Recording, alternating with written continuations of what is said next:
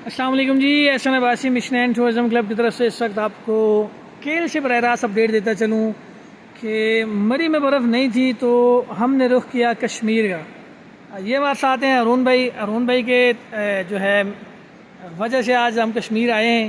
اگر یہ نہ ہوتے تو شاید ہم کشمیر نہ آتے، کیونکہ ان نے مجھے رابطہ کیا میرے ساتھ اور مجھے کہا کہ فوراً سے آپ اسلام آباد پہنچیں اور ہمارے کلائنٹ ہیں، ہم نے جانا ہے کشمیر۔ اچھا، ابھی جس مقام پہ میں کھڑا ہوں اس مقام پہ ایک خاص بات یہ ہے کہ اللہ کی قدرت دکھانی ہے آپ کو۔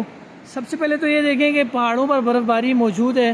یہ سامنے گلیشیئر جو ہے یہ جب اوپر سے چل کے آتا ہے تو اس کے راستے میں جتنی بھی رکاوٹ ہے وہ اسے بھگا کے لے جاتا ہے۔ برف باری آپ دیکھ سکتے ہیں ماشاءاللہ سے۔ شاردہ میں بھی کافی برف ہوا کرتی تھی، لیکن اس مرتبہ شاردہ میں بھی برف نہیں ہے اور رخ کرنا پڑا ہمیں کیل۔ پھر کل اڑنگ کیل جائیں گے، وہاں کی بھی اپڈیٹ آپ کو دیں گے۔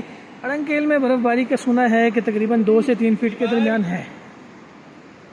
اچھا، جو مین چیز میں آپ کو دکھانا چاہ رہا ہوں وہ یہ ہے کہ اللہ کی قدرت دکھانا چاہ رہا ہوں کہ کیسے قدرتی طور پہ یہ پتھر تراشا ہوا ہے۔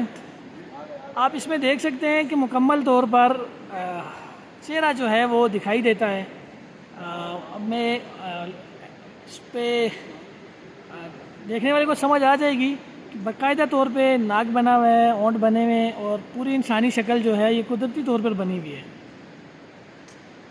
باقی اڑنگ کیل کی اپڈیٹ آپ کو دیں گے انشاءاللہ۔ مشن اینڈ ٹورزم کلب کا چینل یوٹیوب پہ سبسکرائب کریں، فیس بک پہ لائک اینڈ شیئر کریں اور بندے نہ چیز کو دعاؤں میں یاد رکھیں۔ بہت شکریہ، اللہ حافظ۔